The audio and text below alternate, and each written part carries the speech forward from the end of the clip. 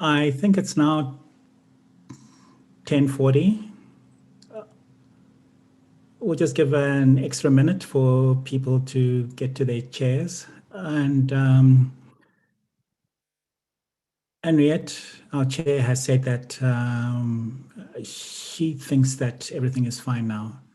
So we'll let her reconvene the meeting. Thank you very much, Shangatai. Henriette Esterhuizen back. I hope everyone had a good cup of coffee or tea or whatever you had during your break. My electricity is back, my internet is back, and I hope it stays that way. So we are now moving on to the substance of today's open consultation, and that is to work with you to identify what issues and themes we need to prioritize in IGF 2021. Keep all of these background issues in mind: the need for a more focused IGF, the need for inclusion and participation, the hybrid meeting, and integration with the NRIs and other intersessional activities. Shangatai, before we, I'll run through the guidelines. We'll have a bit of an introduction, but just for the breakout groups, our brave Secretariat technician, Louise Bobo, welcome, Louise. Just hang on a second.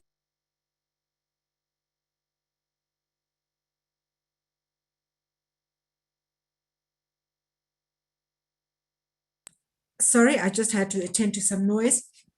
You will be randomly assigned to groups.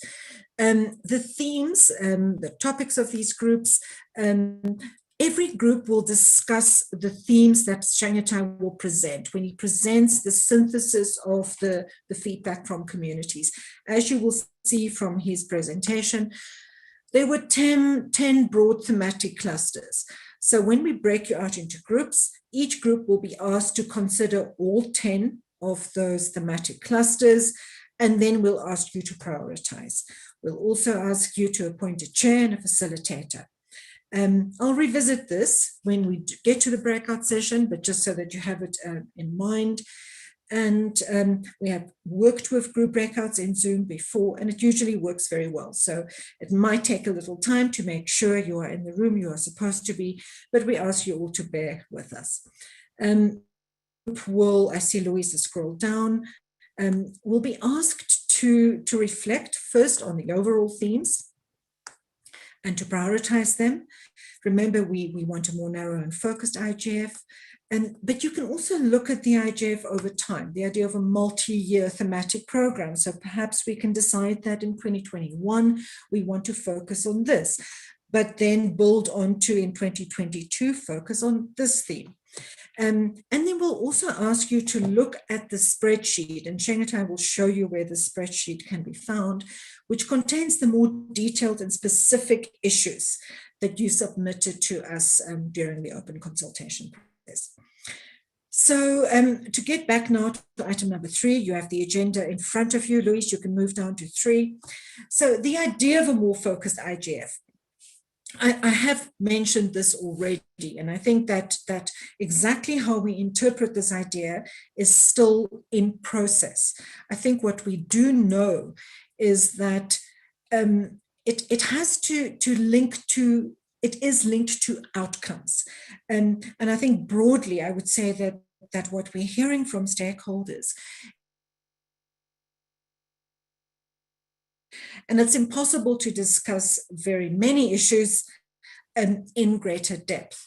But there was also feedback that this more focused and narrower thematic approach should not be at the expense of let's say people in small and developing states having particular issues that are very important to them that they want to discuss at the IGF every year, or maybe there's a new and emerging issue around platform regulation, for example, that we also need to provide space for. So there's a need for a more focused IGF, but not at the expense of being responsive to what is important to people.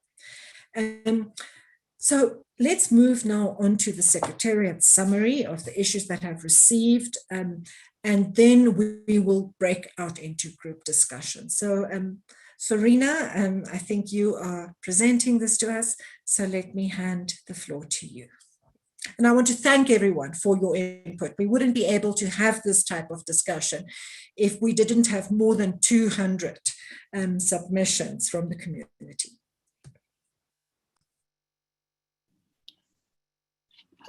Thank you, Henriette, and hello, everyone. Before I go to the slide, I'll just share in chat again the links to the 2 documents so everyone can see them there as well, as I'm not sure how well they can be seen on screen.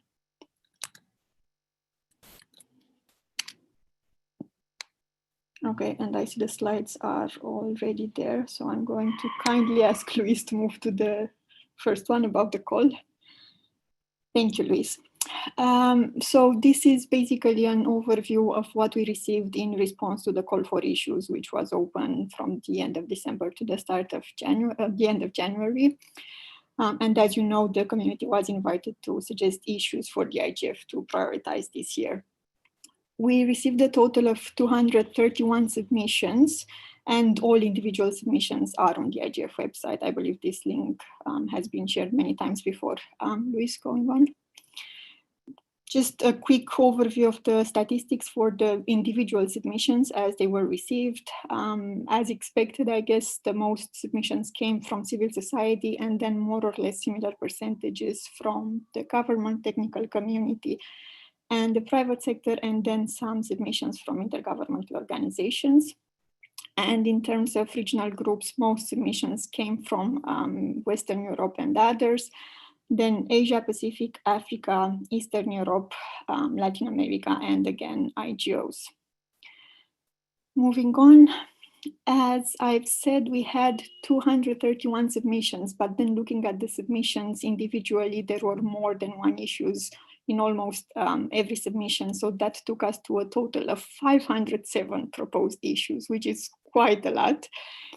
And then we looked at these individual 507 issues to try to bring them around into clusters that would basically bring together more or less similar issues, and then further trying to bring the clusters together into the 10 themes. And we've more or less used the same themes that have been used in previous IGFs when clustering proposals. Of course, this doesn't mean that we have to keep them as such as the discussions continue throughout the day. And I'll go to the explanation as I go through the clusters and themes. So Luis, we can go ahead. A few key numbers, as I've already said, we had 507 individual issues, and we put them into 53 clusters and then 10 broader themes. And if you look quickly at these 10 themes, most proposals were related to inclusion, and then in order we had more proposals for security and trust, and digital rights and freedom, sustainability and environment, economic issues, data, the IG ecosystem, new and emerging technologies, and then not so many proposals on digital cooperation and technical issues. Moving on.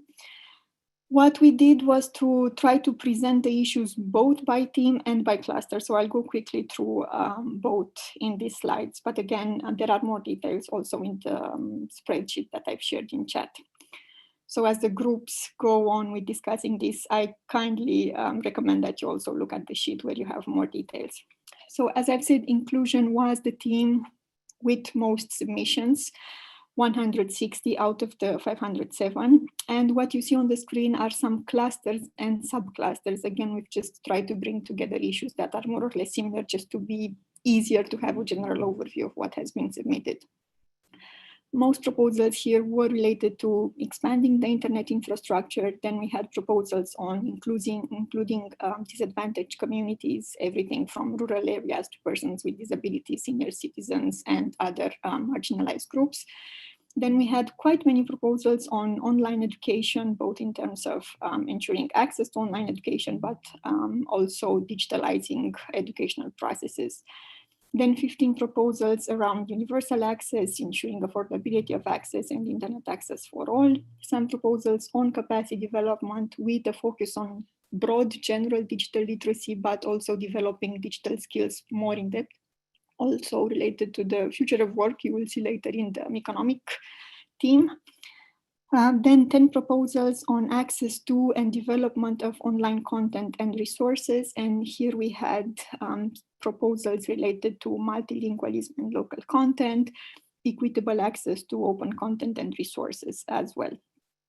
Gender inclusion was also clustered with quite a few proposals, and these were related to gender equality and also addressing the gender gap in access and skills. Around meaningful internet access, we had submissions related to ensuring quality internet access and also stable and reliable access.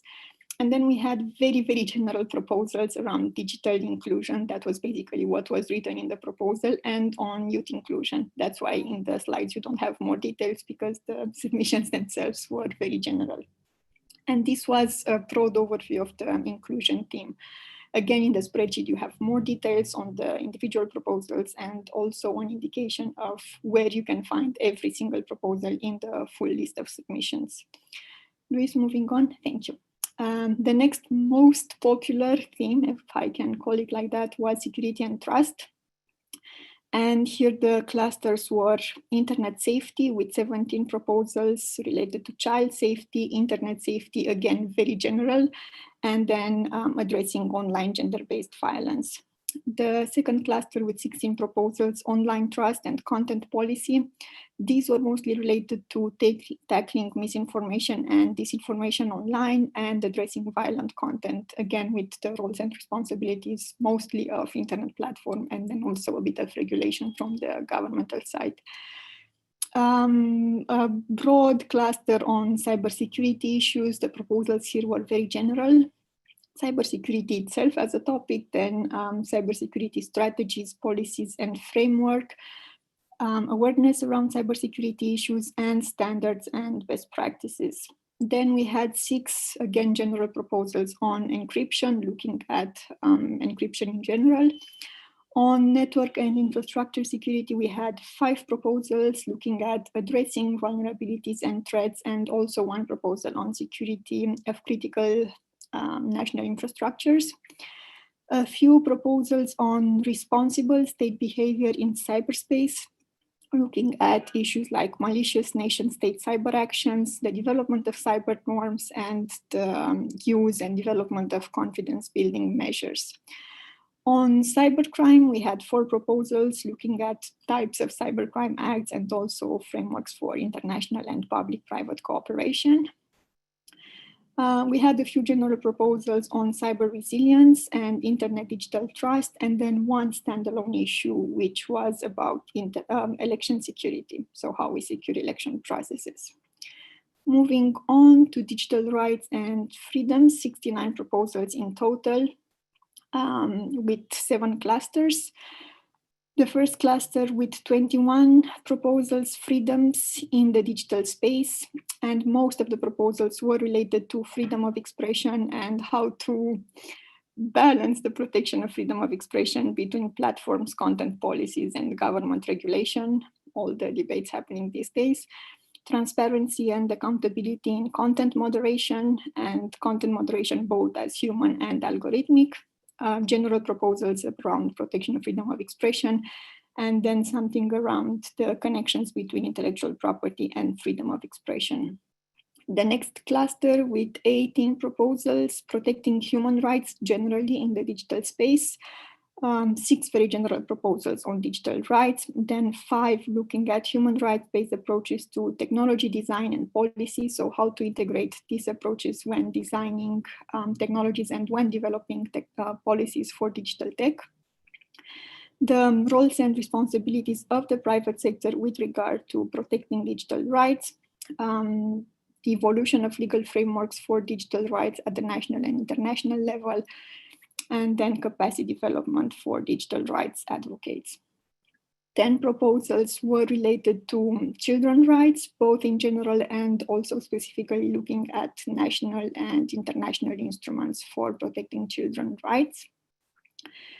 The next cluster around digital rights and equality, looking at digital tech and racial justice, gender rights online, and equal digital rights for all.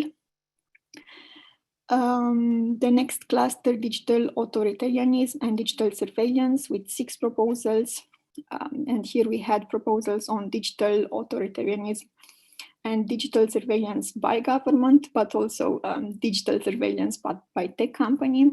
On internet restrictions, 4 proposals about internet shutdowns and censorship, and 3 standalone issues on mental health, protection of journalists, and self-sovereign identity.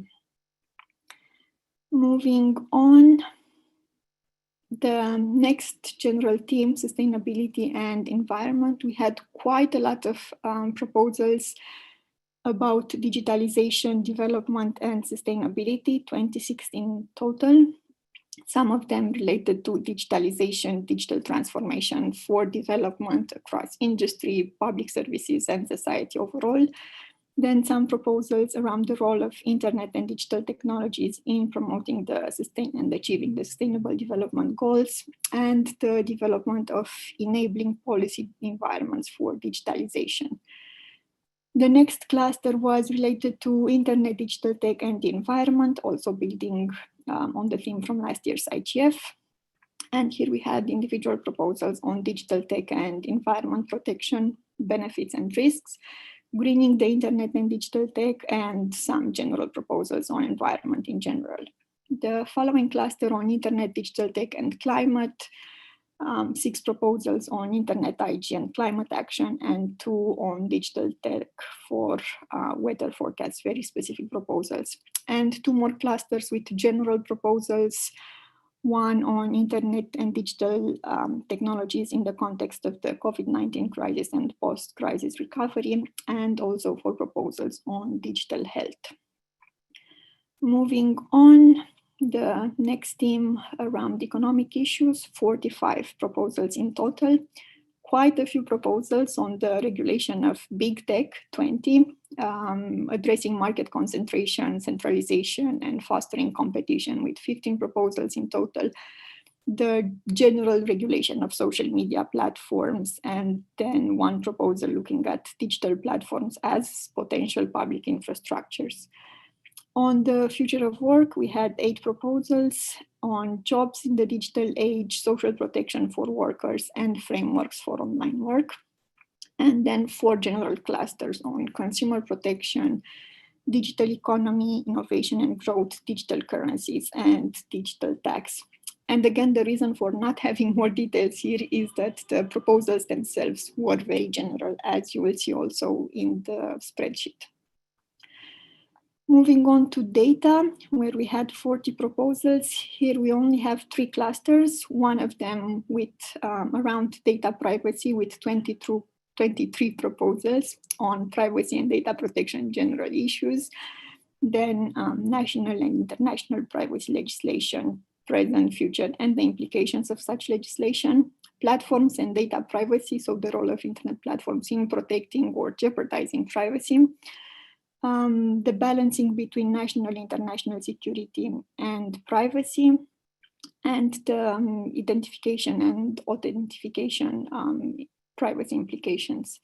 The next cluster around data governance, here we had a few general proposals on data governance, then something looking at cross-border data flows, governance approaches, how to enable these kind of flows, governance frameworks for data sharing, and 1 proposal on data portability, and data availability and use as the 3rd cluster with general proposal. The next theme, internet governance ecosystem, with 36 proposals and 4 clusters. There were quite a few proposals looking at the IGF and national and regional IGF initiatives, basically on how to strengthen the IGF and how to strengthen and expand the network of national and regional IGF initiatives. Then 12 proposals on the inclusion within IG and policy spaces and processes, how to make these spaces and processes more inclusive and open, how to foster more capacity development to then attract more inclusion, and then 2 proposals which requested for the addressing of internet governance issues of interest for developing countries. A few proposals on the challenges to current internet governance approaches, centralization versus decentralization of governance, the future of multi-stakeholderism, and rebalancing the power dynamics between stakeholders. And there are also 3 standalone issues: the intersection of people governance and internet governance, pandemic effects on internet governance, and regulation. Again, very general proposals. The next team, new and emerging technologies, with 33 proposals and 6 clusters, 13 proposals on artificial intelligence, some very general proposals on AI, then some proposals looking at AI governance and how to integrate human rights and ethics into governance frameworks, AI readiness and adoption, and AI application for good. 8 proposals on the Internet of Things with IoT applications for good, IoT and innovation, and then some very specific proposals on technologies for connected and self-driving cars. On the implications of emerging tech, we had 5 proposals, general ones again on disruptive technologies and emerging technologies, 3 proposals on blockchain, rather general, 2 general proposals again on new communications technology, 5G and 6G, and 2 proposals on quantum computing. Moving on to the last 2 teams, digital cooperation with 27 proposals and 4 clusters, 12 proposals on what we may call digital dependence or digital interdependence, 5 of them looking at the implications of digital sovereignty approaches on the internet itself, the global nature of the internet, regulations and everything else. 5 proposals on internet fragmentation, causes and consequences, and 2 specific proposals on the tech relations between China and the USA. 9 proposals more or less related to the general topic of digital cooperation, 5 of them about cooperation in governing the digital future, and 4 very general on global digital cooperation. 5 proposals on digital public goods, and 1 standalone issue on cyber diplomacy. And the final team on technical issues, we had 3 clusters. The first of them we call standardization, with 5 proposals around existing and emerging internet or IT standards, the interplay between standardization and policy goals, and multi-stakeholderism and the inclusion of multiple stakeholders in internet standards development processes. On critical internet resources, we had 4 proposals, 2 around top-level domains, rather general, 1 on the responsible management of critical internet resources, and 1 on the governance of the DNS route, and 1 standalone and again extremely general proposal on ICT building blocks.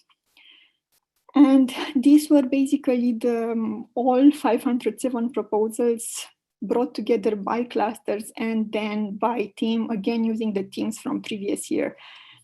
But there were quite strong overlaps in issues. One issue could be brought under more than 1 team. So that's why we also offered this overview by clusters in case you would want to look at it from a different angle as well. And here you will see that we still have most of the individual clusters more or less related to inclusion, but then we also have some proposals which are not so much related to what ranked as the main themes. And that's sustainability, freedoms and digital rights, and a bit on economic issues.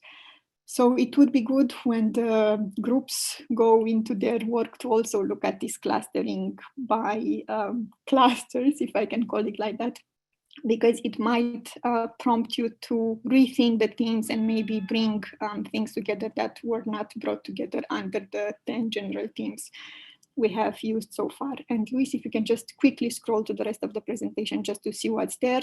This is the general overview by clusters.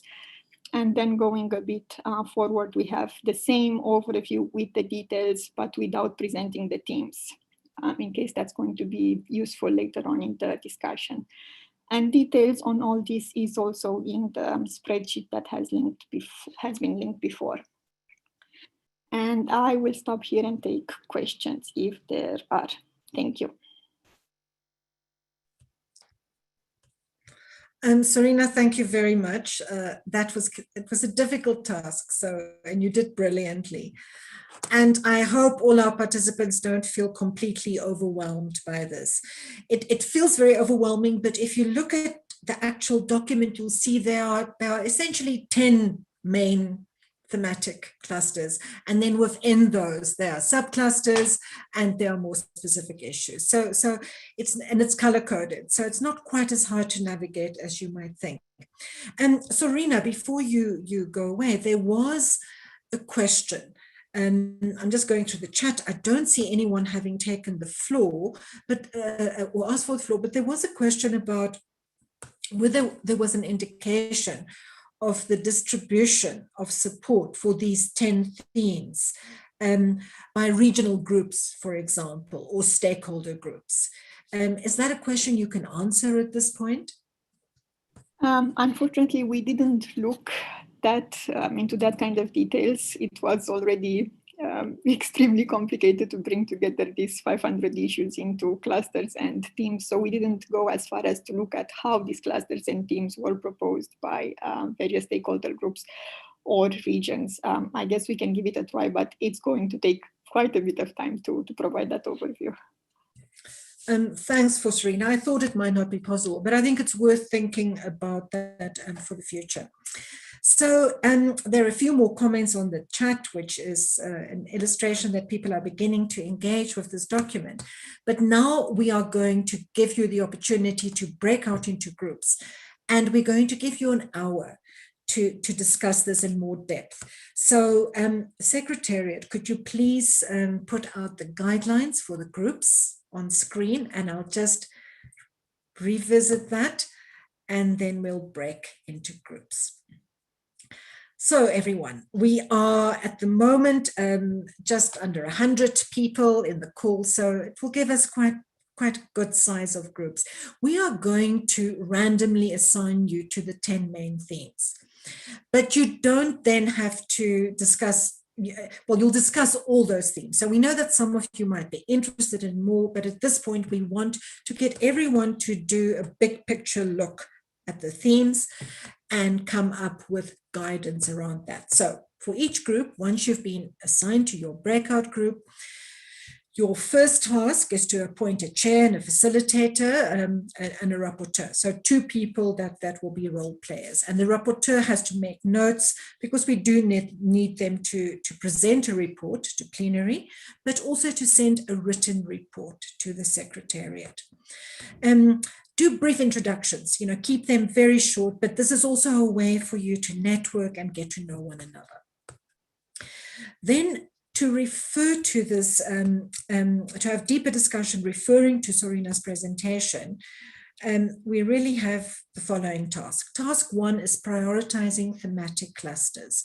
So the first thing we want you to do is to reflect on those 10 broad thematic clusters. Do you feel they're legitimate? Can they be merged? Do they make sense to you? Do you want to rename them? You're also very welcome to do that.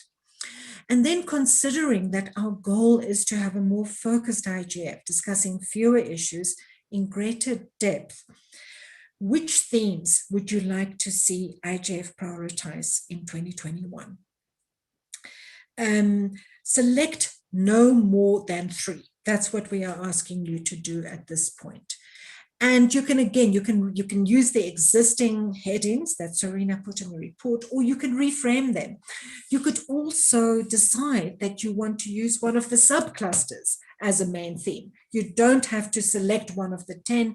You could select a sub-theme, which is under one of those 10 main themes. And this is really the primary task that we want you to undertake today, to give the MAG guidance on which themes to build the program around. Then the second task is to prioritize more specific issues. And we really would like you to do this, but if you don't have time, that's fine. But this is where you would, for those 3 thematic clusters or themes, they could be, as I said, taken from the subclusters, that you think the IGF should prioritize. Are there any of the detailed questions and issues that were submitted, which you can find in the spreadsheet, that you think the IGF should focus on. And this also gives you the freedom to give the MAG guidance on building a program based on more specific issues, not just on an abstract general category or theme. And that is it. And we'll give you an hour. Are there any questions? Is this clear?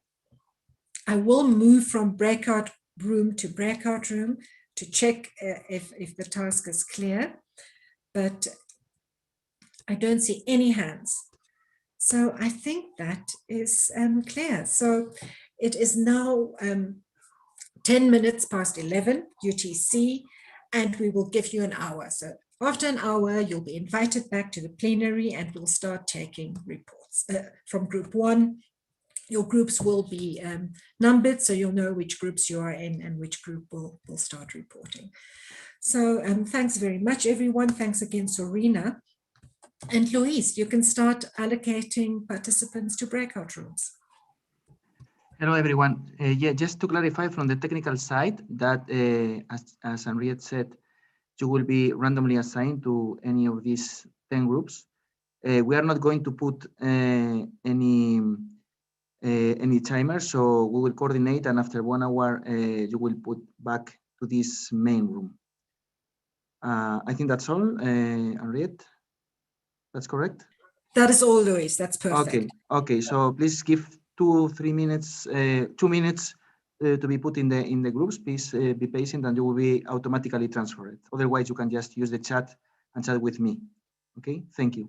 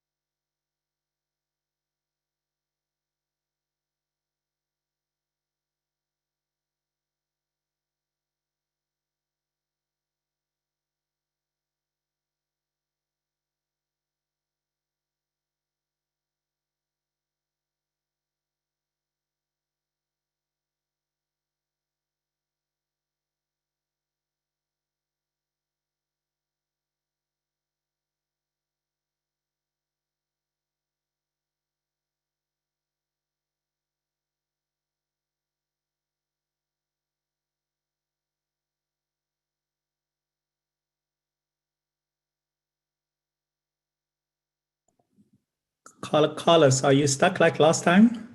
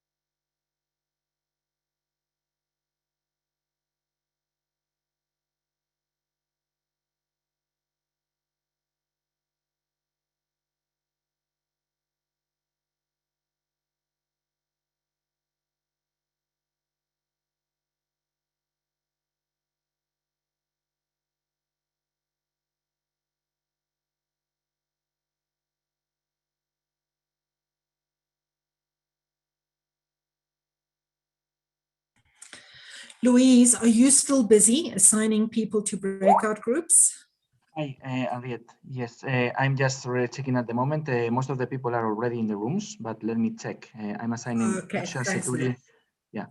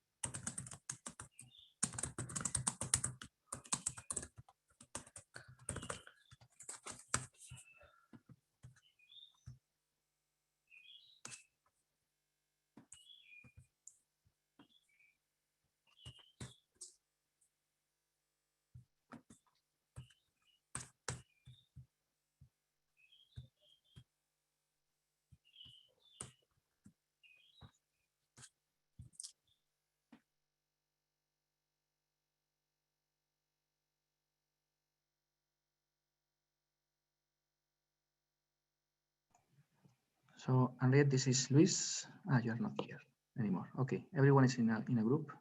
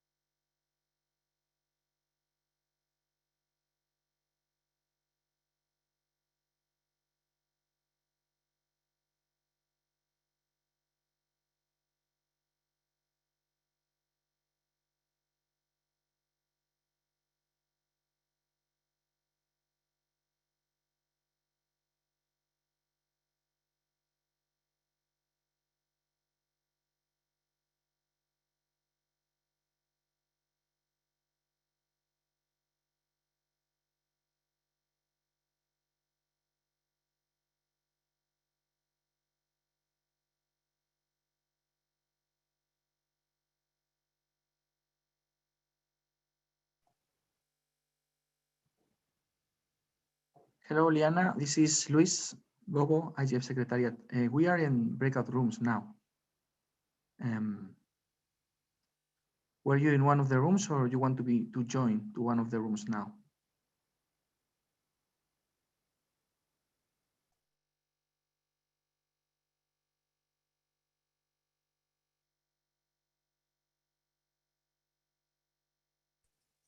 Hi, Liana, Henriette here as well. So if you have any questions, please go ahead.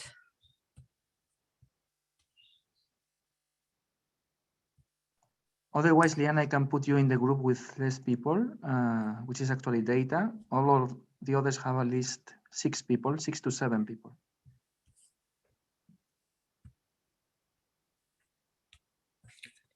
We also have Vinicius here and Kimberly and Michal and Jennifer that need to go to groups.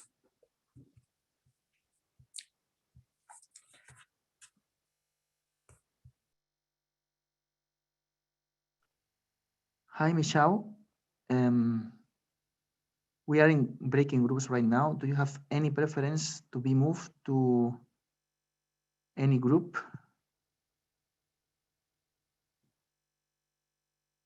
Otherwise, we will assign you randomly. You are muted. You are muted, Michelle. What groups are available? We have access and inclusion, digital rights and freedom, new and emerging technologies, security and trust, economic issues. Technology. Economic issues? And technology. Ah, technology. Okay. Emerging technology. Okay. I will assign you there. Thank you.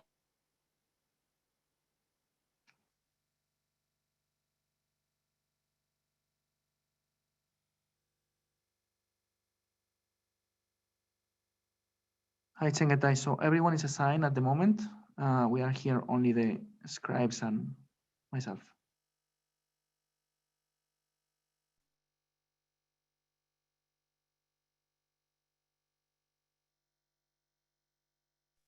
All right, thanks.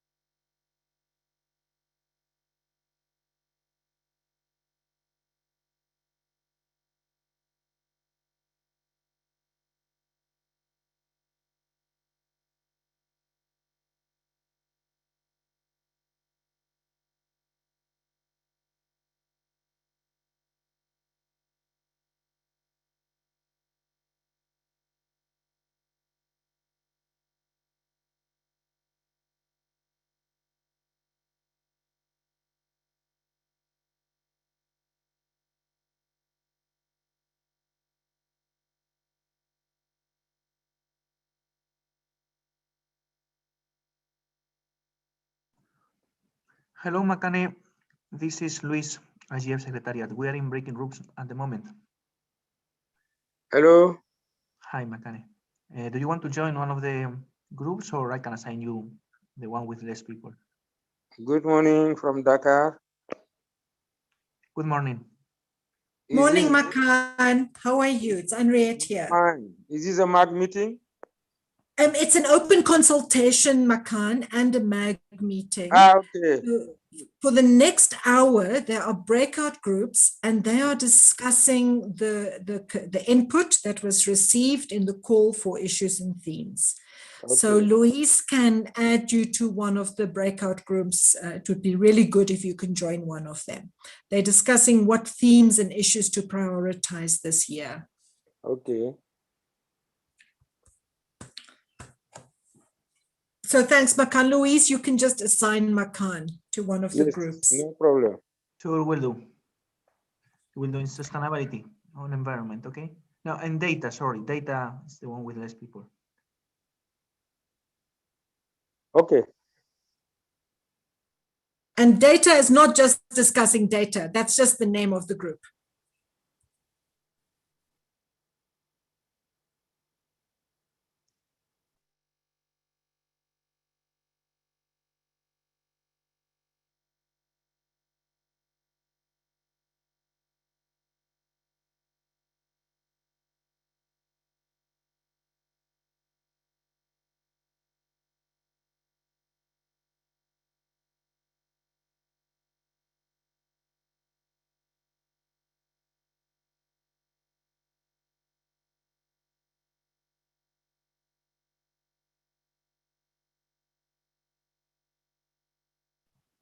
So, Henriette, I will broadcast this message. So the name of your group is not related to the content of your discussion. Please base your prioritization, okay?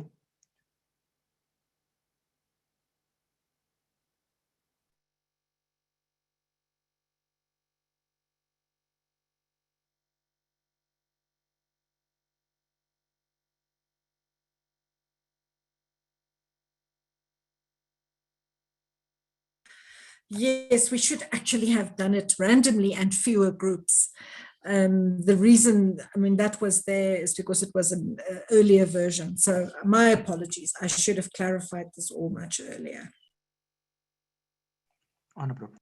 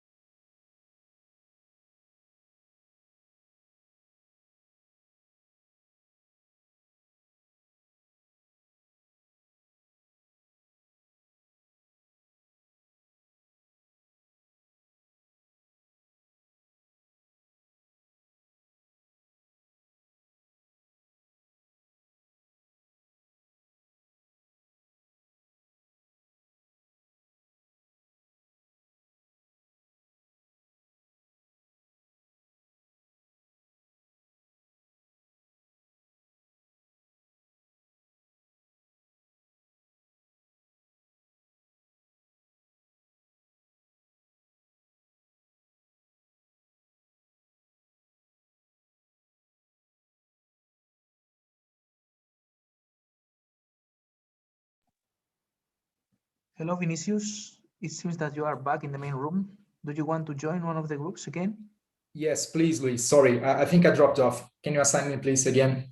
To what group you were, please? I I actually do not remember because it was quite in the at the same moment I joined. Can be anyone actually. Okay. Thank you. Luis, can you add Vinicius to the group with Adam, because he says they've got very few people. Okay, with Adam.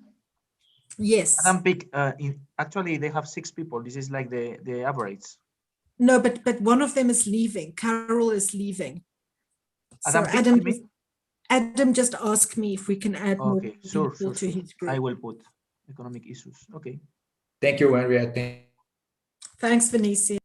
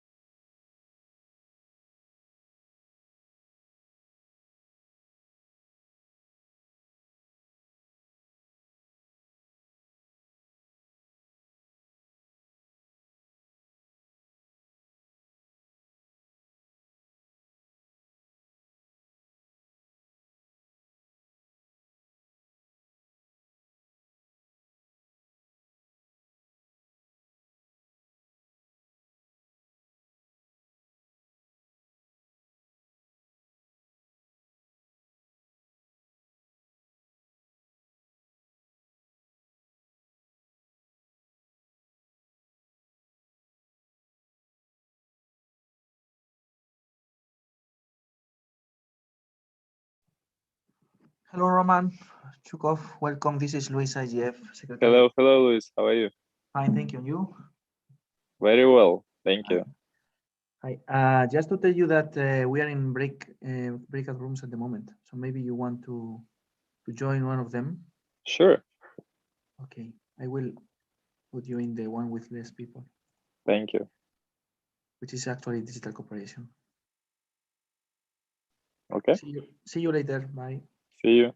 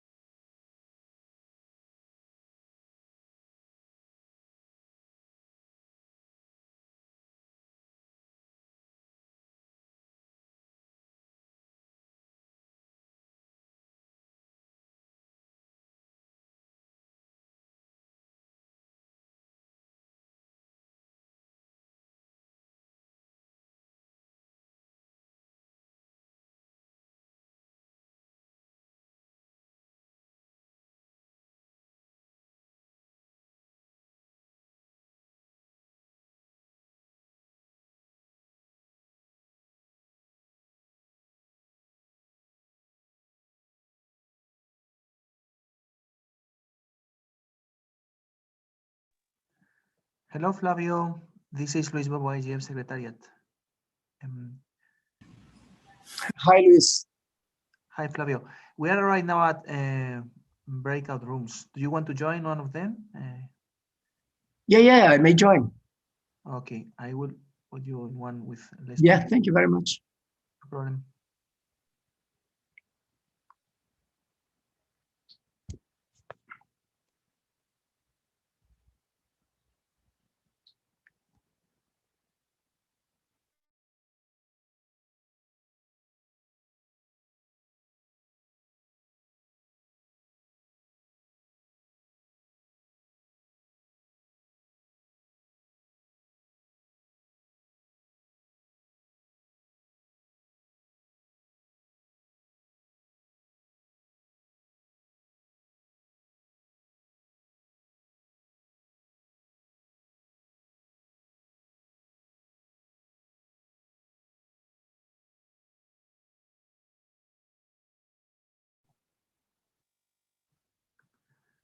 Hello, Ben. This is Luis Bobo. Hi, Luis. Hi. Hi. We are at breakout rooms now. Do you want to join or? I just got up. No, I'll wait till we get back to the. Great. Well, yes. No, why don't you let me join? That would be great. Thank you. Okay.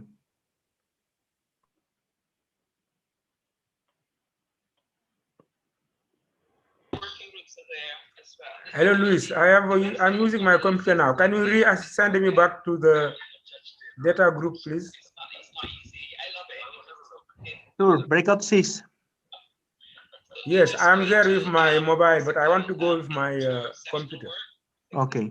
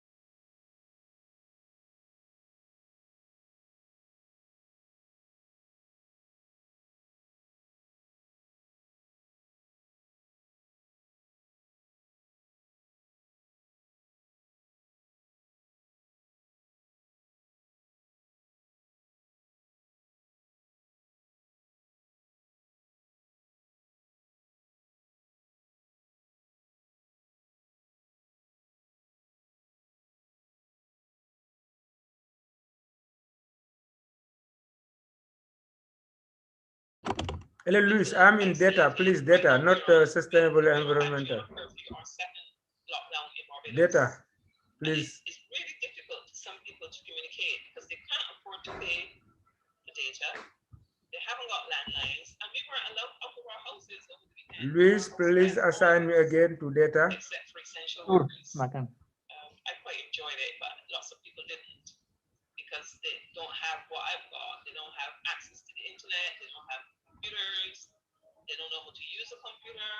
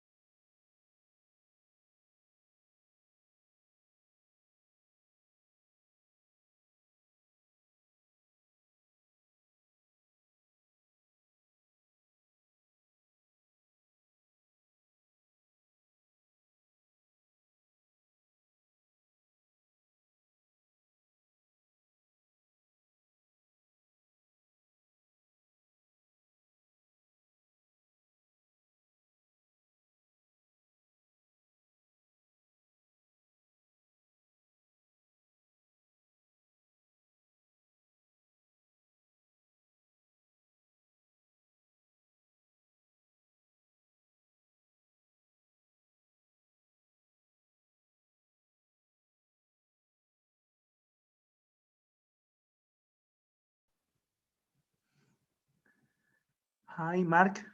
I'm very Lewis, how do I ask Henriette to go to the Digital Corporation room, number 9? Henriette is right now in one of the groups, I guess. But I Can I move send her a message or? not directly through here, but Oh, okay. she does not seem to be in the meeting. Okay, don't worry. I'll just do it through Skype. Nope, no problem. She's in room 5. Okay. Okay. No problem.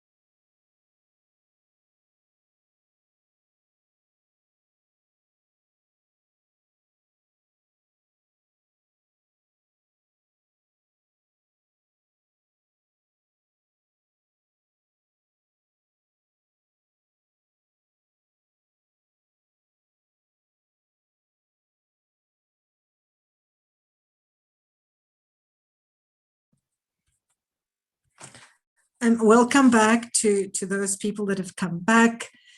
If you want to take a short body break, please do. Some of the groups have completed their work, some are still busy, and we've got about another 5 minutes before we restart with the plenary. Hi, I'm fine. How are you?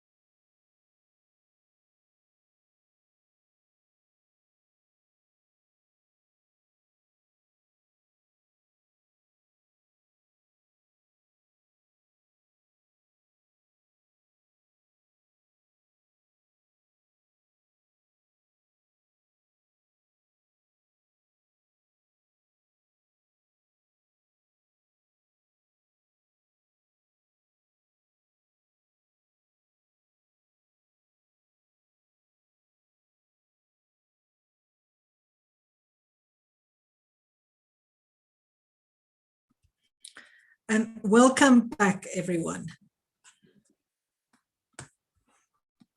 I'm just checking, I think, excellent, everyone is back.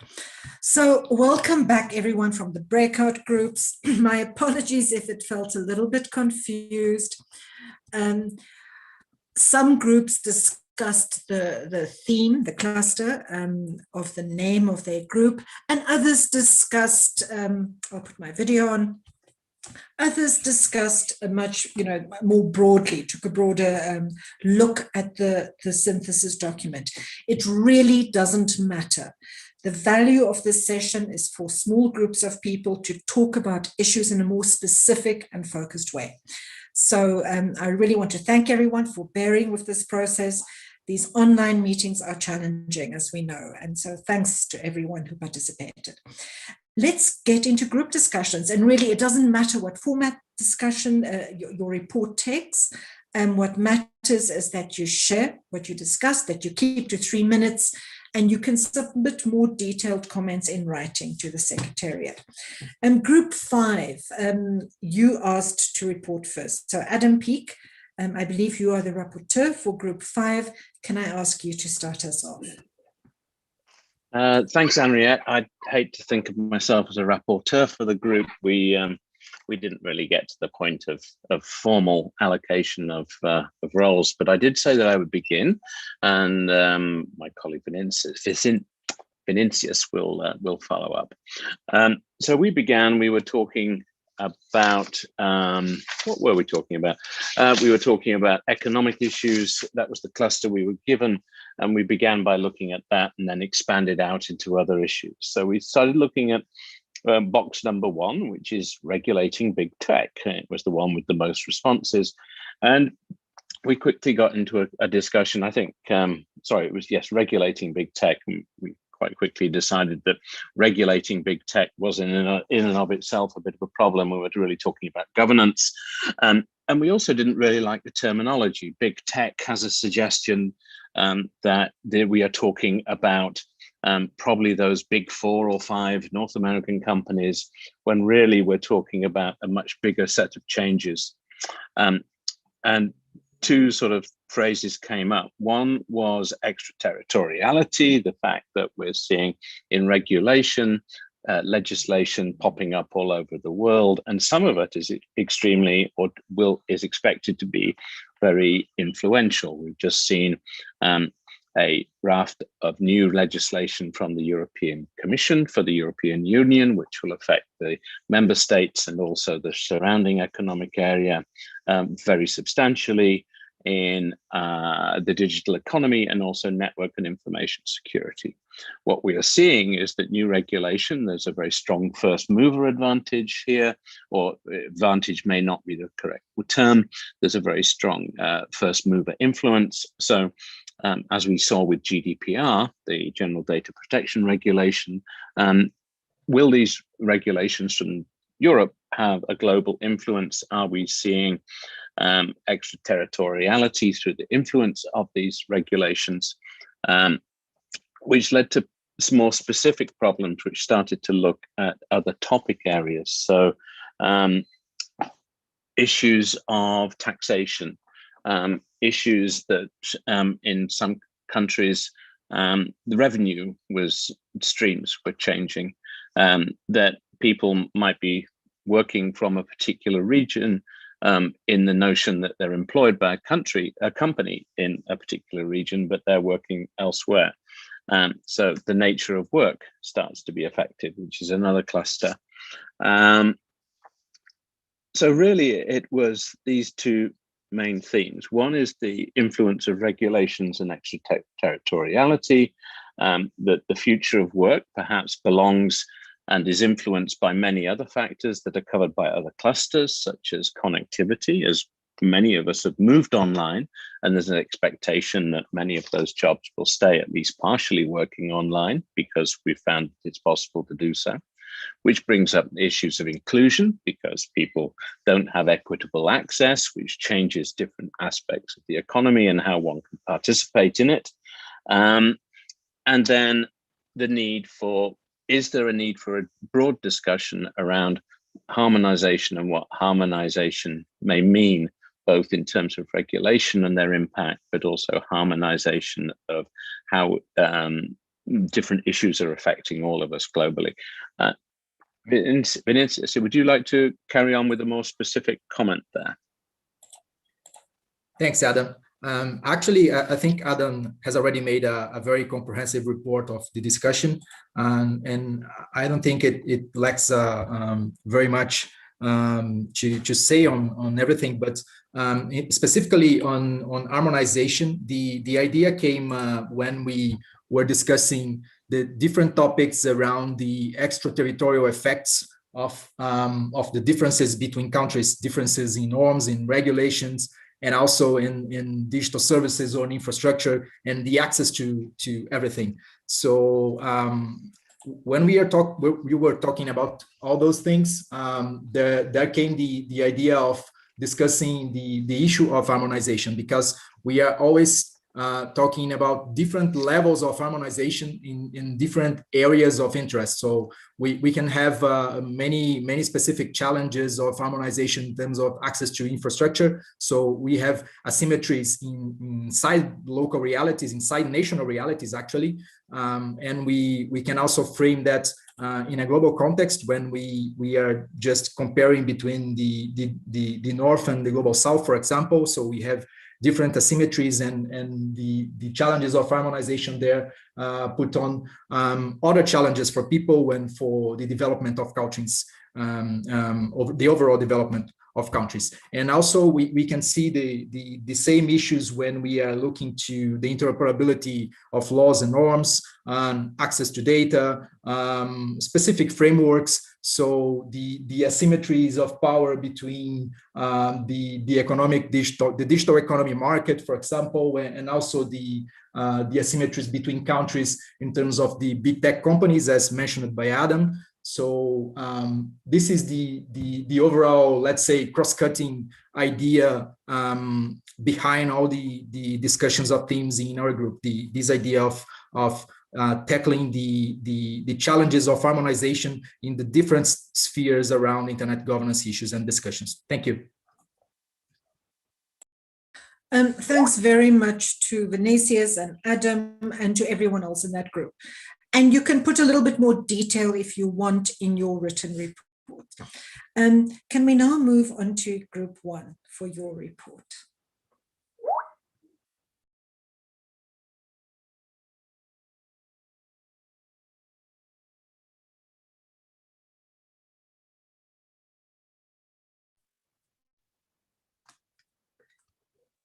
Group 1, I think that's Amrita, correct? Oh, sorry. Sorry, Amrita. Muted. That's fine, Amrita. Please go ahead. Just introduce yourself for the record, please. Everyone, please do that. Amrita Chaudhary, for the record. We were a group of 6 people. Joyce Chen was the chair. The other members were Gunilla Astbring, Angelina Siuli, Benes Isofa Salona, and Everton Rodrigues. So first we tried to look at the 10 thematic clusters and see if there is a possibility of grouping any of the clusters. As a group, we felt that we need to be careful in merging clusters, as the main issues related to the particular theme should not be lost. We would suggest 9 standalone thematic clusters, and we propose merging internet governance ecosystem and digital cooperation. Perhaps digital cooperation could be a sub-issue. And we would also propose changing the name of economic issue to digital economy, because it may be difficult for people to actually visualize the term economic issue.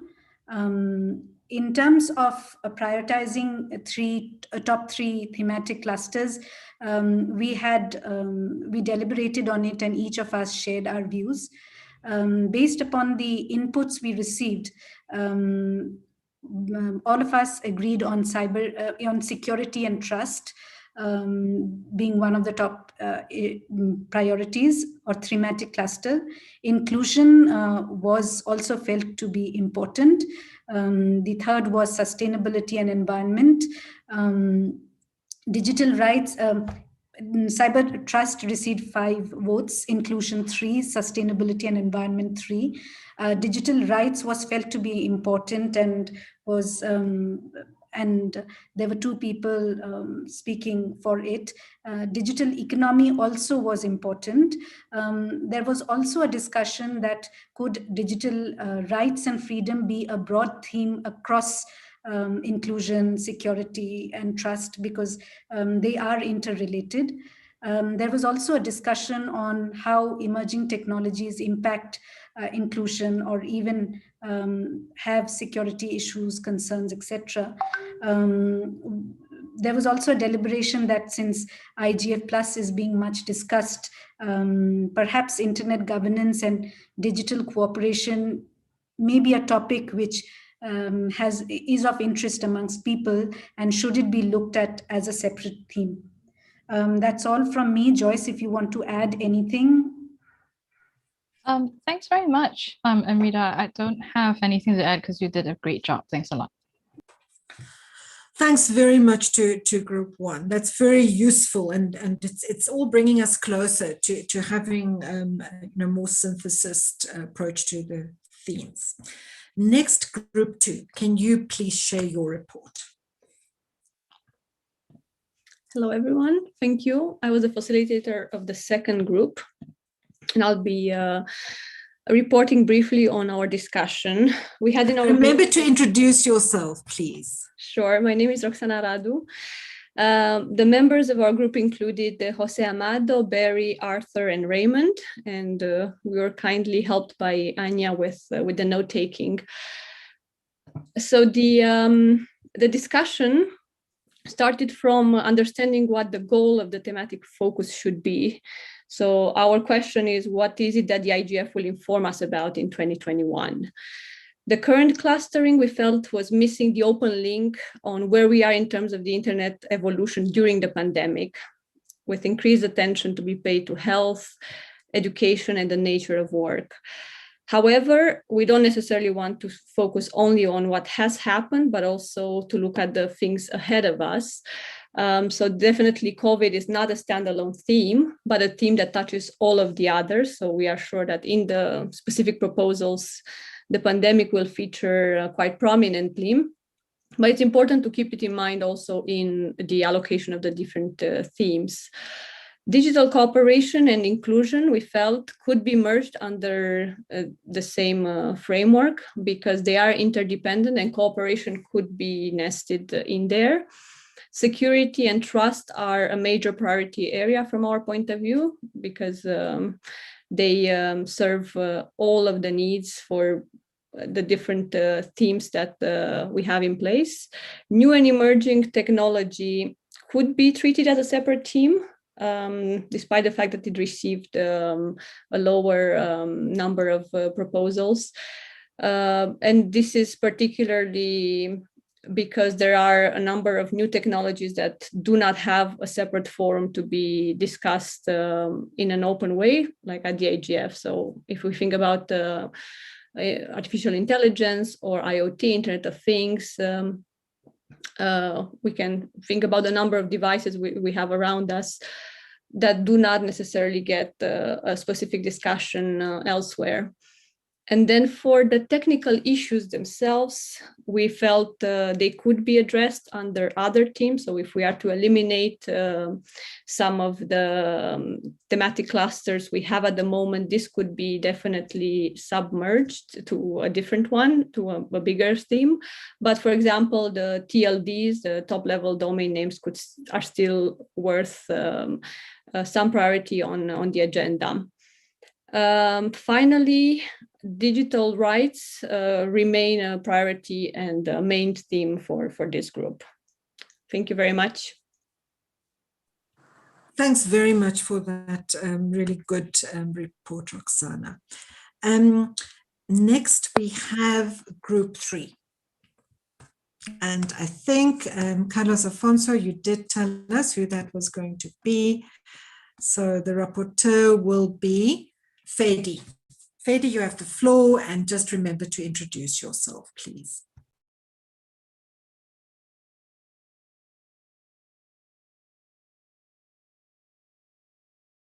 Hello.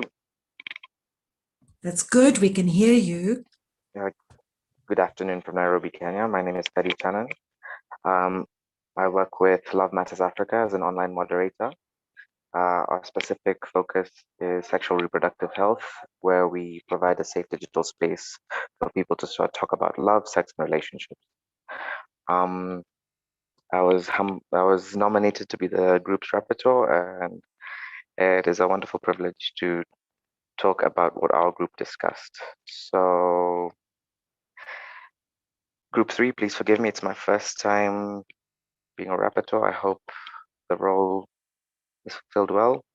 Mr. Carlos Roberto Alfonso brought out to the table the discussion of new and emerging technologies. He touched upon the following and considered how the IGF can integrate them into existing global organizations. And these covered server migration, protection of rights, inclusion of access, and regulation, among others. Mr. Roberto, the chair, reflected on the above points and discussed on the importance of prioritizing the IGF thematic pillars whilst integrating them with the above, and thanked the team for the ongoing discussion. Madame Sonia provided an update on the team names, and Mr. Ananda then proposed developing refining structures that can address the performance of existing systems and come up with new principles that can not only address the IGF thematic issues at hand, but also streamline them into a more effective and executable system. Furthermore, Mr. Ananda then reiterated by asking how many years would it take to address each thematic pillar? Would it take 3 years? How long would it take for the agenda to transition from local to regional to international? Mr. Carlos then reiterated that we should take into consideration how the pandemic has changed the way we work in 2021. What can the IGF do towards reflecting how we work and restructure our priorities as we integrate new and emerging technologies? And then I had the opportunity to speak about how through Love Matters Kenya, some of the online crises that we face with regards to the pandemic include one of our counties, if you're familiar with Kenya, Machakos County, over 4 months last year experienced 4,000 teenage pregnancies due to lockdown. Now, 4 months and 4,000 teenage pregnancies is a really high number, considering that this is a serious issue with the pandemic. A platform like ours cannot sustainably accommodate all of the ongoing issues. Roberto then touched upon the way to achieve these issues is raised and can only be addressed through implementation. Mr. Ananda then responded by remaining that the panel that the IGF at the moment is only a sensitization body and not an implementation one, and that the member states need to transition and become an implementation body. He recommended that the function of the IGF at the moment should sensitize its members and finalize its policy documents with intergovernmental bodies so that they can be implemented in policy. Carlos then proceeded to remind the group that there are organizations that have survived the IGF in reflection of its thematic pillars, and that we need to revise how organizations use this to help refine our existing systems. The IGF would use Fedi, sorry to interrupt you. Just a reminder, if you can send the detailed report in writing, but for the purpose of this plenary, just home in on the overarching conclusions that the group came up with. Very sorry to interrupt you. No problem. We will include all of it in the written report. Cool. So basically the idea was that the IGF is a fantastic working body, but in order to achieve the thematic pillars within it, we need to reflect on existing systems and use those reflections to develop workshops within the IGF so that moving forward and looking at the future, we can actively show that as IGF members, we have social impact assessment to prove our work. Thank you. Thanks very much for that, Fedi, and sorry to have interrupted you. Next, we have Group 4.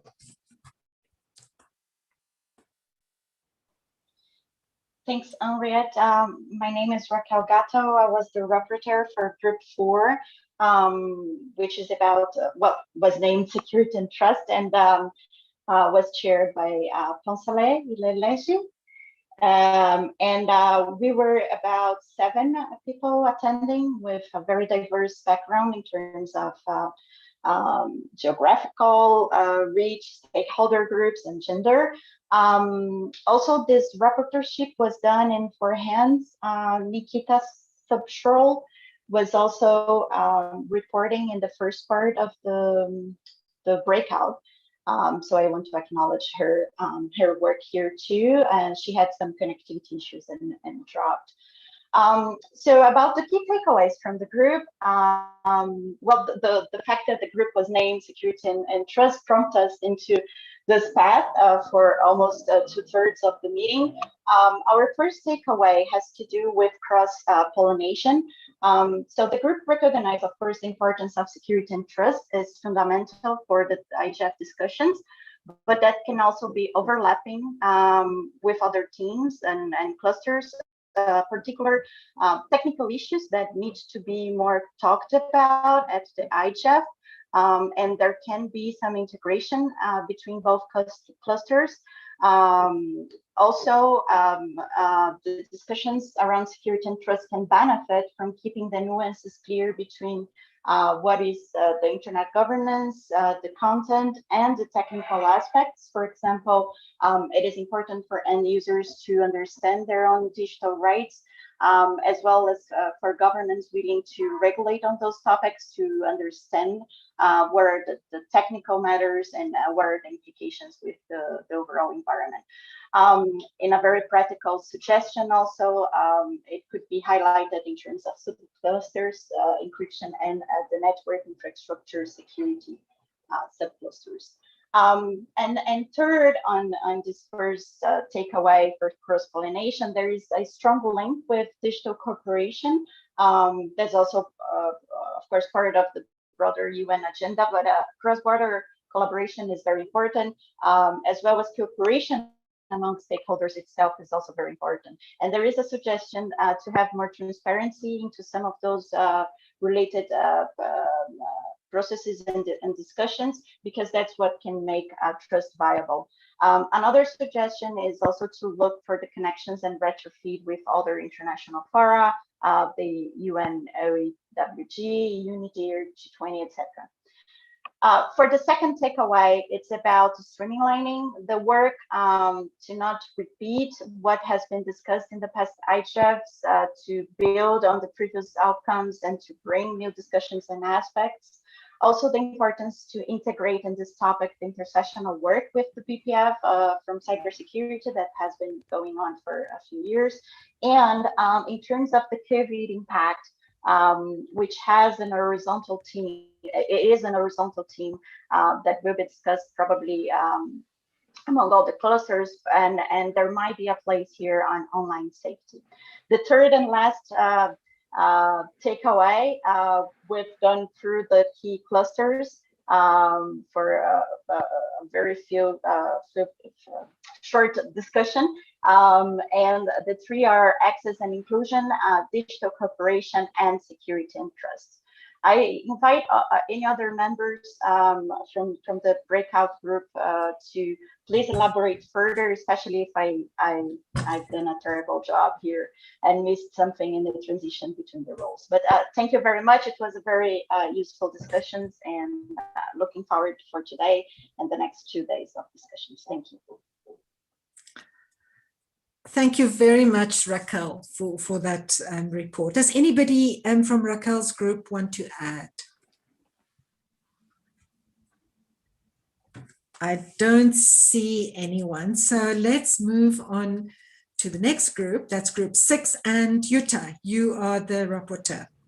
Please go ahead. Yes, thank you, Henriette, for giving me the floor. Our group was a group of 6 people. We had Gabriela Nardi from Brazil, Flavia Wagner also from Brazil, then Brett van Niekerk. If I understood right, Brett, you're from South Africa. We had Alfredo Calderon from Latin America, and from the Polish government, our dear colleague Bremes. I hope I pronounced that well. And we discussed more in not so much structured way what we would like to see emphasized in the program of the Internet Governance Forum, where also Alfredo mentioned that he sees a huge importance for a more structured work of schools of internet governance and for a repository of their resources, but that was not so much related to the clustering of the issues that came out of the call for issues. And then we turned to that clustering and try to identify these sub-themes or sub-issues, whether they are overlapping. We identified some overlaps where issues were suggested under a certain cluster, but also fit into another. And then we saw that some others were more complementary to each other. And that we took as a basis to define a structure. We came out with, in the end, with 5 tracks, still thinking that 5 might be too much, but this needs to be looked into deeper. And I can explain that a little bit more in detail. So first we saw that sustainability and environment and economic issues have certain overlaps and that they fit also good together. So we suggest to have a track that is environmental and economic sustainability. And that we based that also on the assumption that we have a development over the last years where economy could not be considered without environmental issues and impact. And that's why we came up with environmental and economic sustainability.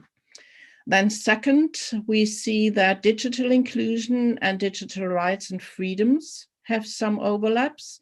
And we also identified in the cluster of data some issues, especially those related to privacy, that fit into rights and freedoms. So we suggest to have a second track that is digital inclusion, rights and freedoms.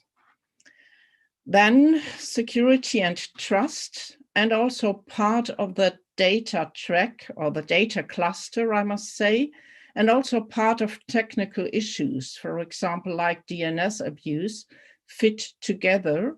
So the suggestion would be to have a third track, which would then be security, safety, and trust, fitting in these parts from technical issues and data as well. Then we found that in new and emerging technologies, it was a bit astonishing that we still think artificial intelligence and Internet of Things are new and emerging technologies. These are there for nearly 20 years or more. And so they could fit very well into a track that is called technology. And we would also take parts of these technical issues cluster and parts of the data cluster, for example, data portability, into that merged cluster, which is called technology. And that leaves us with digital cooperation and internet governance ecosystem to be left into the fifth track, which would then be governance and cooperation. And we also see that part of technical issues that were mentioned in the section of standardization could fit in very well into governance and cooperation, and also parts from the data cluster, governance frameworks for data sharing and data governance would fit then into that track, governance and cooperation. Final remark, We discussed that there was mentioned in one cluster post-COVID-19 recovery, and we do think from our group that this should be addressed in the track on digital inclusion, rights and freedoms, since we assume that after the pandemic, many countries will face a deeper digital divide than before, so that would fit in very well into the digital inclusion track. And then I invite my co-participants from Group 6 to add some comments if I missed something. Thank you for listening. Thanks very much, Jutta. And it's good to begin to also see how some of the groups are coming up with similar proposals. So there's some consensus also emerging. Does anyone want to add to Jutta's report? If not, if you're not jumping in right now, can we please move on to Group 7? Hello, I'm June Paris, a former MAG member. I took the task of taking notes. Maria Pascal, she's a MAG member, and she led the discussion. Our goal was to discuss data, and Maria was trying to get us focused on big tech.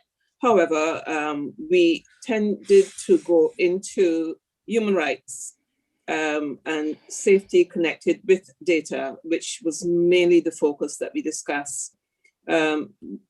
What issues are missing from the discussion?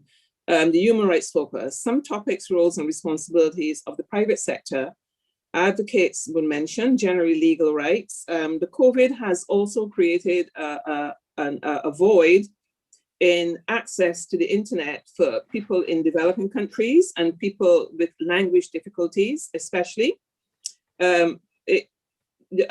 Countries are taking advantage in developing countries with increased costs of internet and data, and access to the internet is also a problem with the onset of COVID.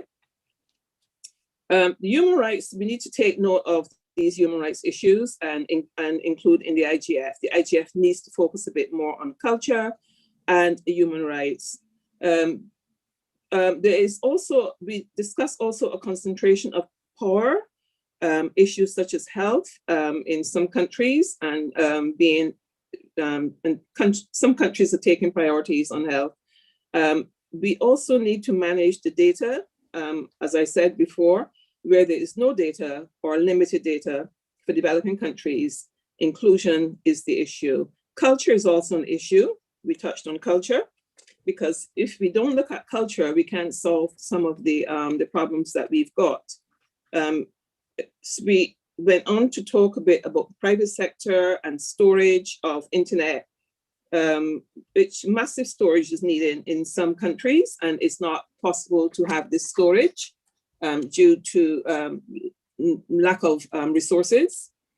We try to capture in a bucket under, which all should be captured within a bucket under data.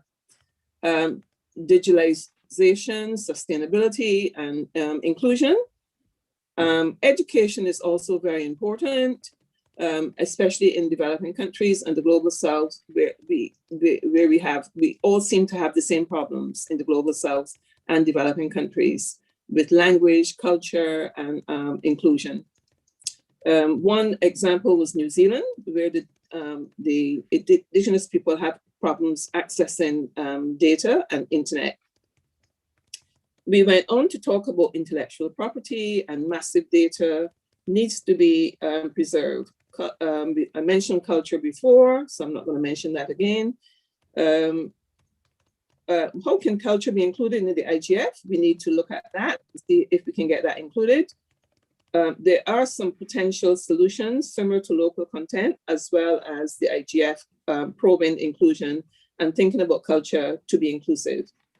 We then went on to talk a bit about including the parliamentarians, but we noticed that there is a problem with governments, as governments, they don't always want to discuss certain issues at IGF level.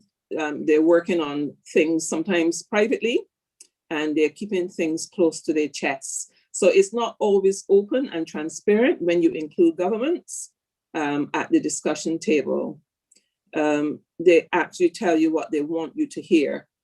We talked a bit about cybersecurity and hospitals being attacked, as if it's not bad enough being attacked in other spheres. Other platforms were being attacked, but healthcare is the lowest. So we ended the discussion there because our time was up, but I will fill in a bit more in the report. Thank you very much to June, and thanks to all the past MAG members who are here today. It's really good to have you with us. Next we have Horst Kremers, who's reporting for Group 8.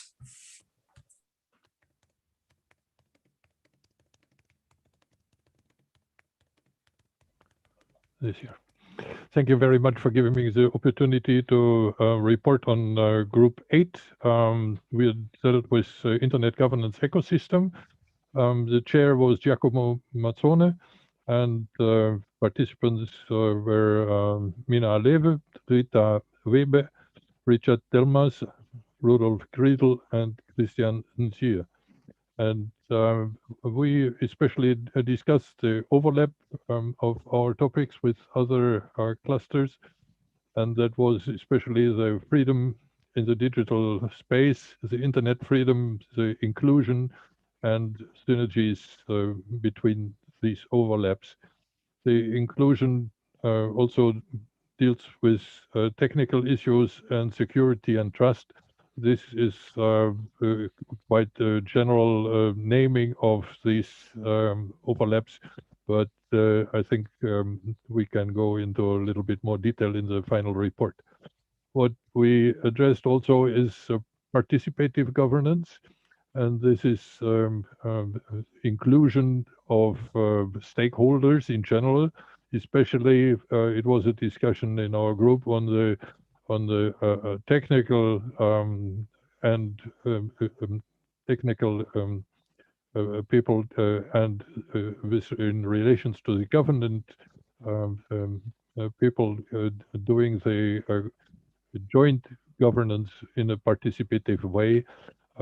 There is also the private sector typically involved and civil society stakeholders. This is a principle from the United Nations instruments wording, and the United Nations is voting for everyone. Everything has to be done in a participative way. The clustering also depends on voters' context, we feel. When we do clustering as that group of 7 people, we have our own concerns. That probably is in the other groups the same. Voters have maybe an economic interest. We said that there should be such principle like having a disclosure of interest of formal declarations of interest as useful in other discussion of that type. There could be a context of voters in past, current, and future projects. So that is a kind of context of voters' interest of giving priorities. That is a personal priority of voters. We are not prepared of doing voting by stakeholder groups and so on, so that we find the whole voting possibilities here quite difficult. The question also is the right time? Are we sufficiently prepared for this? Maybe the voting for clusters would be more easy for doing it for next year, but we would have to start it maybe this year already. The stakeholder groups in some special issues promote the interest of librarians. I refer to the Berlin IGF, where librarians had quite a lot of sessions and discussions, and also the interest of the media and journalism groups. Cross-society and cross-border issues were mentioned explicitly in the aspects of multilingualism that is needed in content, in systems, and in the discussions of governance. The difficulties I mentioned in the United Nations programs, they are very general. The priorities related to what is happening in the real world is what makes the whole thing more complicated, because in real world, it's how to tackle issues of post-COVID information society governance. That is a very special, although very broad field. And we already heard in the discussion here on the questions of sustainable development goals. We combine that with disaster risk reduction issues of UNDRR. And that is a common reach out into these programs that have their own governance stream of interest. And I don't know at the moment how to do that on a national way across these discussing groups. Critical resources are currently not able to cope with the current demands.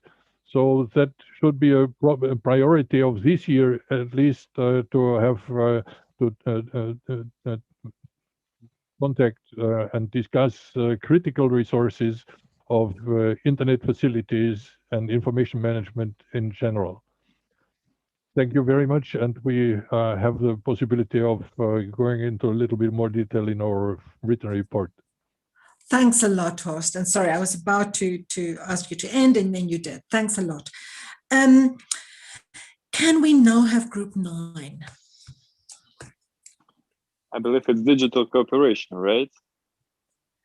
Yes, Roman, I think that's you, is that not? And yeah, among our friends who participated in the discussion, I was elected as veteran, they said. So let me kindly introduce yourself for the record, please. Yep. My name is Roman Chukov. I'm representing the governmental stakeholder group in the MAG, third term. So our priorities for the IGF this year would be data and digital rights, because we didn't have enough time to finish the conversation whether we keep data or digital rights. That's why for now I take the decision to merge it, and potentially we follow up with the email. The next one is trust and security.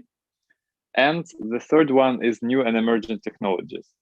As the main theme, maybe the cross-border one or red line one is digital cooperation for us, so that we end up all the discussions with some strict recommendations, some specific recommendations on the global internet governance, how it can be governed, which mechanisms, legislation, other actions it requires. So these are kind of 4 priorities: data and digital rights, trust and security, new and emerging technologies, and digital cooperation. My colleagues, can you kindly add if I missed something? Thanks for that, Roman. Does anyone from Group 9 want to add?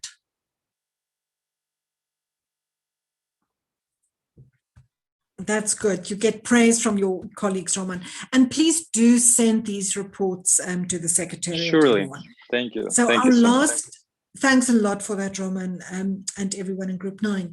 So our final report is Group 10, and I think Timea Suta, you are presenting.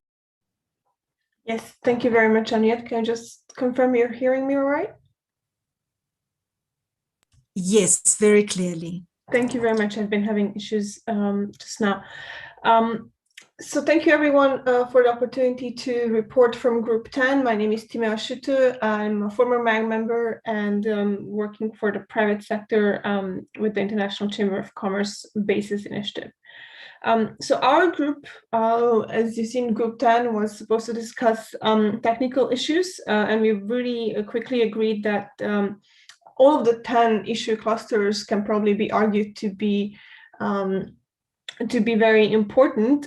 So what we try to do is, instead of discussing the individual issues, to try and find synergies and have a general focus for the IGF. And from our conversation, it transpired that what we would like the IGF to do, or how the IGF should look like, is to provide input and discussions on how we can move from values of internet governance and digital issues into their implementation. So that general focus guided, I think, most part of our conversations. So what we came up with is really a way to consider the issues that the IGF faces, not from a thematic perspective, and by themes we mean nouns, but from a concept perspective, sort of like thinking about general adjectives or concepts that we all relate to. So what we came up with is 3 general baskets of concepts under which we feel we can cluster basically all of the issues that were raised in the 10 themes.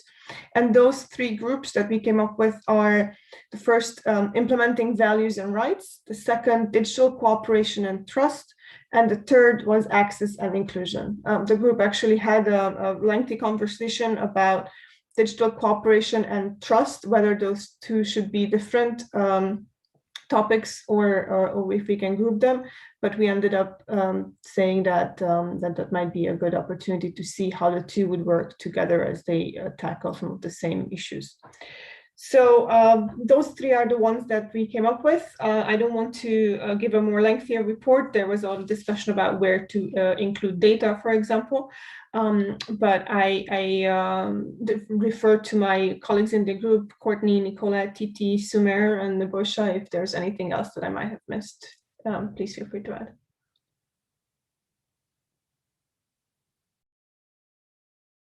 Thanks very much for that report, Timea. Does anyone want to add? I could add just one thing for the group is, I think just introduce yourself, please, Courtney. Sorry, my name is Courtney Raj. I'm the Advocacy Director at the Committee to Protect Journalists and a MAG member. And I would just add that one of the things we thought about the kind of thematic clustering was that might get us towards the outcome in the UN digital cooperation strategy towards more implementation and how we can actually put this forward, more than just talking about leading towards policy outcomes. So that was one of the rationales for that. Thanks a lot for that, Courtney. Well, thank you, everyone. The discussion, I think, was really useful. And I know it's always a little bit difficult to get into these groups, and they are quite small groups. But I think we've got some really rich feedback. And I think if you look at the reports we heard from the group, you can see how useful this is for the MAG. Much easier for the MAG to look at that quite complex synthesis of input from the community through the lens of the insights from these small group discussions, because you've already helped the MAG to start thinking about how to prioritize and how to merge. But we're making excellent time. In fact, you'll have a longer break than we thought you would. But can I please ask people to now take the floor for general reflections? Remember, the purpose of this session is for us to get towards a more focused and more outcome-oriented IGF.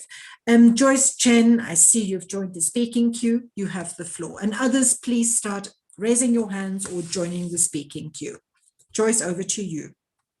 Thank you, Henriette. I'm Joyce Chen, MAG member based in Singapore.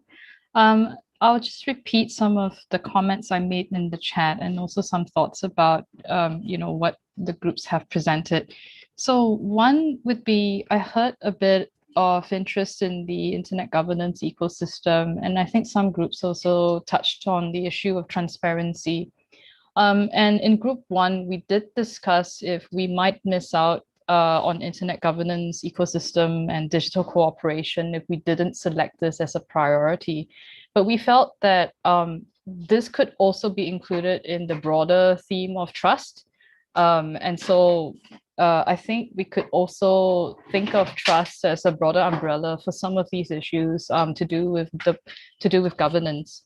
And then I also made the comment about, I heard from several groups also talking about the COVID-19 pandemic. And I just wanted to reiterate that I see the pandemic as really more of a backdrop or context rather than a theme per se. So it could be that we would receive lots of proposals with the pandemic as a context for different cross-cutting themes that would cover under different themes. So I would not see it as a theme by itself. I just wanted to highlight that. And I think one of the groups mentioned also their proposal for renaming, I think it was environmental and economic sustainability. And I just felt that the term sustainability is much broader in the concept and really shouldn't just be talking about economic sustainability. It could also be social sustainability, environmental sustainability, developmental.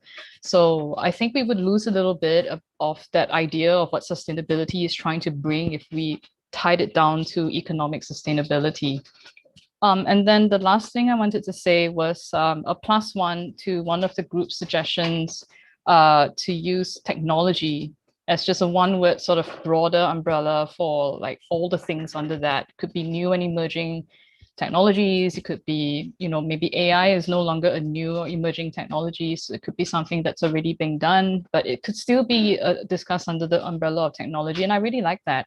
And I wonder if we could not also move towards something like this, which is more of like a more concise way of looking at the themes.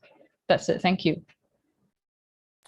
Thanks a lot for that, Joyce. And others, please feel free to respond to Joyce's remarks.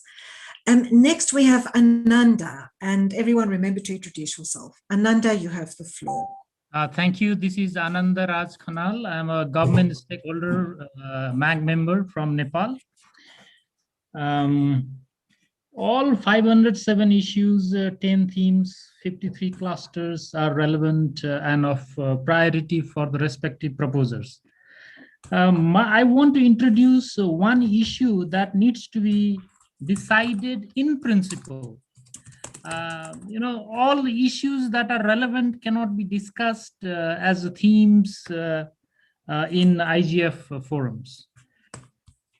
Those already established in global, regional, and national scale need not be further discussed because they are already established. My proposal is let us identify issues which are not yet established. Let us discuss them for 3 years maximum. Once it is globally, regionally, and nationally accepted as issue, reflected in the respective policy or strategic documents in global, regional, and in national government policy documents, then I think we are successful in establishing those issues. Once they are established and go into the implementation phase, we don't further need to discuss and sensitize it again because it is already accepted by the governments. Our job is to sensitize this and then, you know, inspire the governments around the world to accept those ideas and reflect them in their policy interventions. So let us agree on certain years. Okay, if 3 years, maybe I propose we discuss certain issues, and then once it is established, then we move into next issues.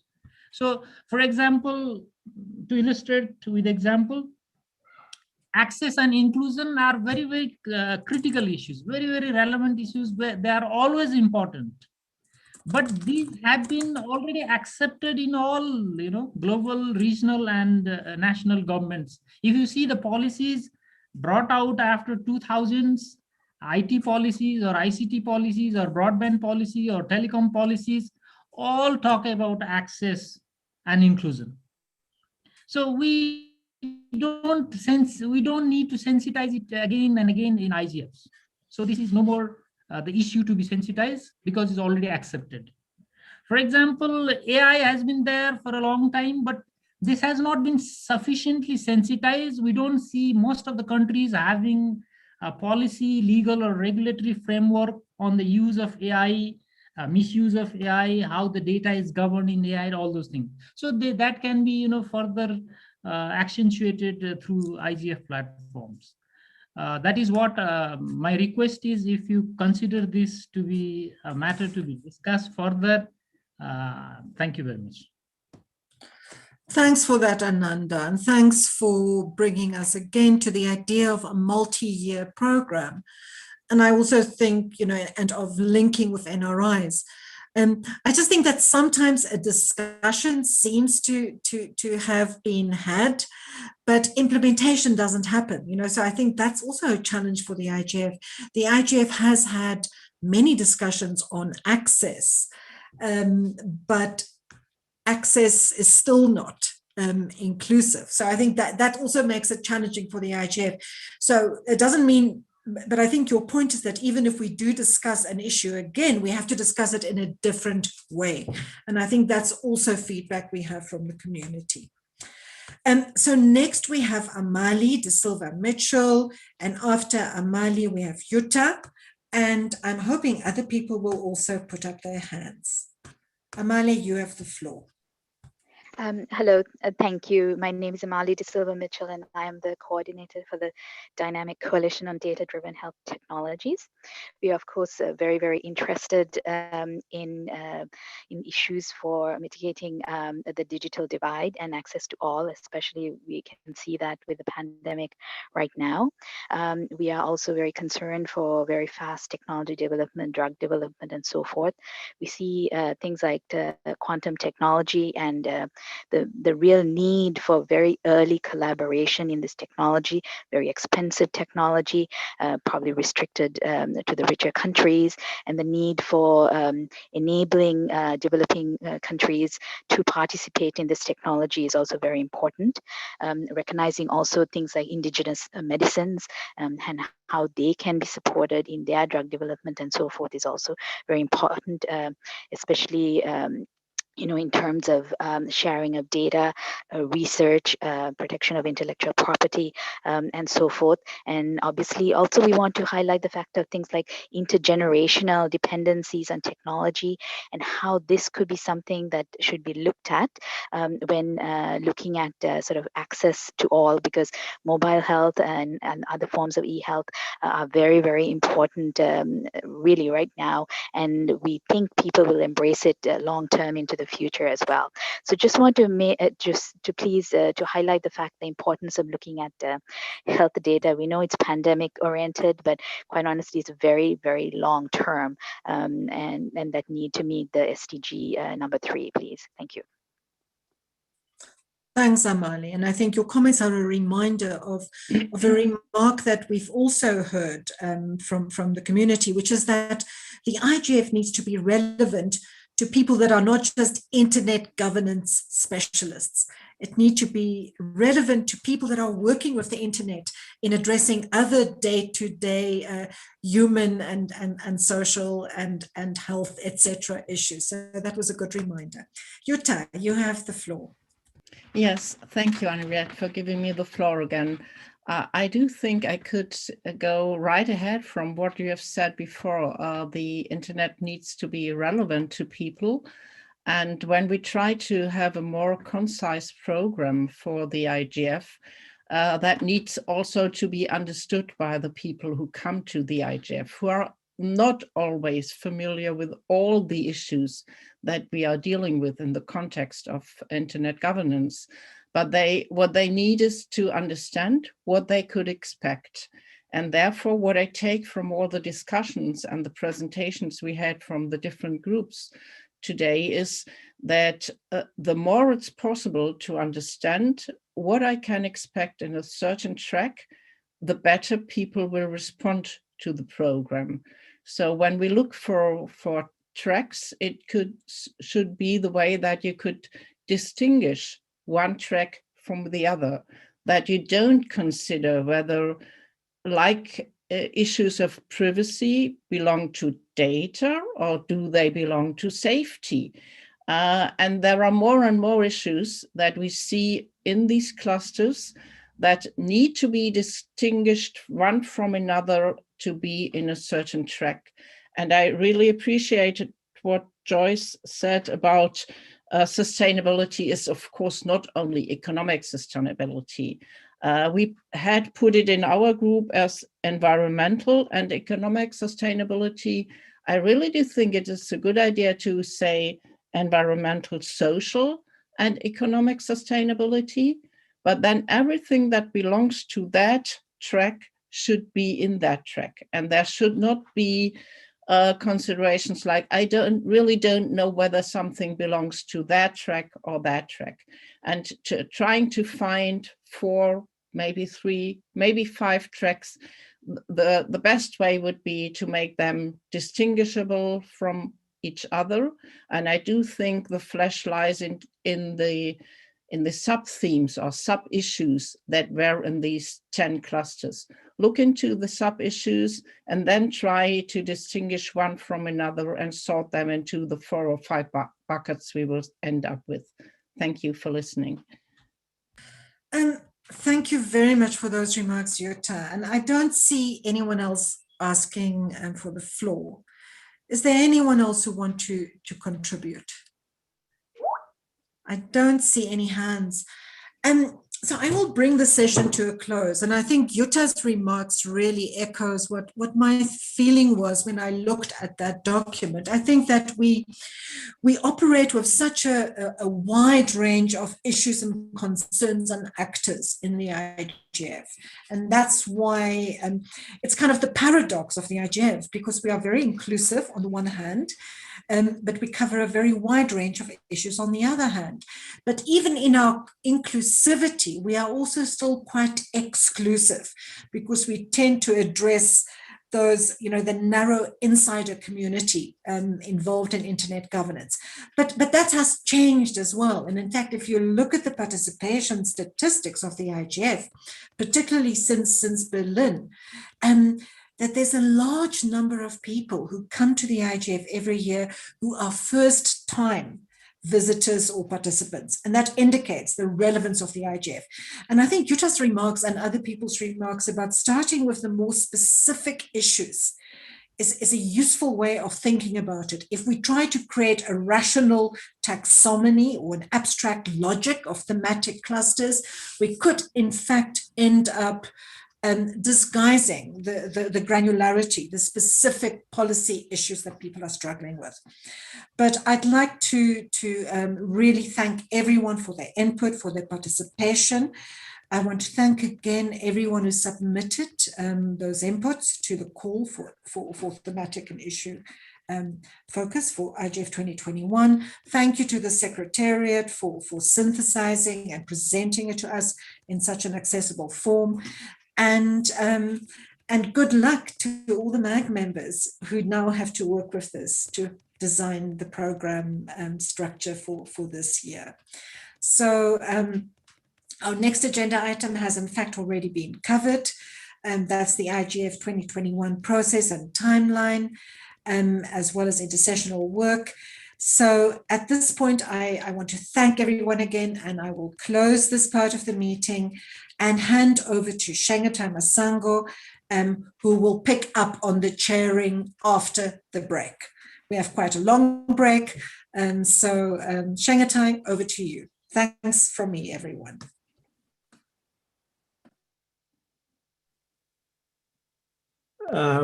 Thank you very much. Let me just try and move my window. Yes, I've managed. Thank you very much, Henriette, our chair. So as Henriette has said, we are having a break until 2:30 UTC, and then we will just take a pause from it's still open consultation, but IGF 2021 specific open consultation, and discuss the digital corporation, where we're going to meet with USG Ms. Maria Francesca Spatielaciano, who is the Assistant Secretary General for Policy Coordination and Interagency Affairs, and she is also the officer in charge of the Secretary General's Envoy on Technology. That's the Tech Envoy for short, that everybody's been calling. So she'll be here at 2:30 UTC, just to introduce herself and also answer any broad overarching questions that you may have and that you can. And then we will have an open consultation on the proposed multi-stakeholder high-level body. So that's not on the whole of paragraph 93A, I mean 93, but just specifically on 93A. So that will be at 3 o'clock UTC time. So please have a break, have lunch, breakfast, or dinner, and then we'll see you back here at 2:30 UTC. Thank you.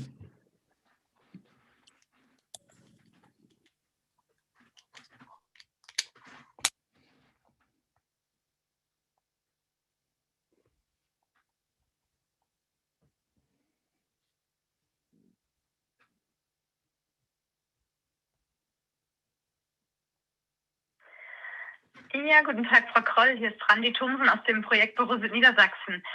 Sie hatten ja letzte Woche mit Frau Dr. Witt